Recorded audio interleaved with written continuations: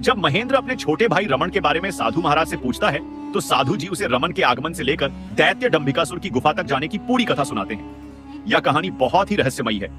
इसे देखने के लिए लाइक करें और सब्सक्राइब करें। सारी बात सुनकर महेंद्र व्याकुल हो उठता है। वह महात्मा जी के चरण पकड़ लेता है और कहता है, हे साधु महाराज, आप तो सर्वज्ञानी हैं। जब आपको उस दैत्य डंभिकासुर के रहस्यों की जानकारी थी तो निश्चय ही आप यह भी जानते होंगे कि रमन के यहाँ से जाने के बाद क्या हुआ। साधु बाबा गंभीर स्वर में बोले, वत्स, आगे वही हुआ जिसका मुझे पहले से भय था।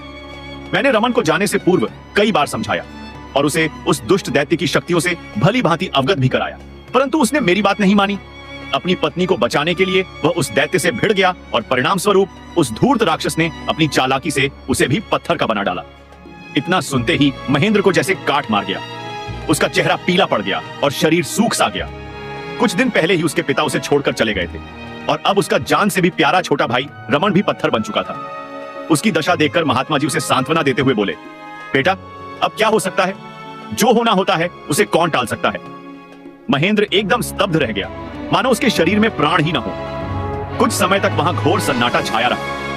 थोड़ी देर बाद जब उसे कुछ होश आया तो आंखों में आंसू लिए वह बोला, हे महाराज, अब आप ही मेरी मदद कीजिए और कोई रास्ता दिखाइए जिससे मेरा अनुज फिर से अपने मानव रूप में लौट आए। महेंद्र की बात सुनकर महात्मा बोले, बेटा, ऐसा कोई सरल मार्ग नहीं है। जैसा कि मैंने कहा, उस दुष्ट राक्षस के प्रश्नों का उत्तर देना ही इस समस्या का एकमात्र समाधान है। कमेंट करके कि महेंद्र के साथ क्या हुआ होगा और हमारे चैनल द ब्लैक डोर को सब्सक्राइब करें। बेल आइकॉन को ऑन कर ले ताकि वीडियो की सभी नोटिफिकेशन आप तक पहुंचती रहे।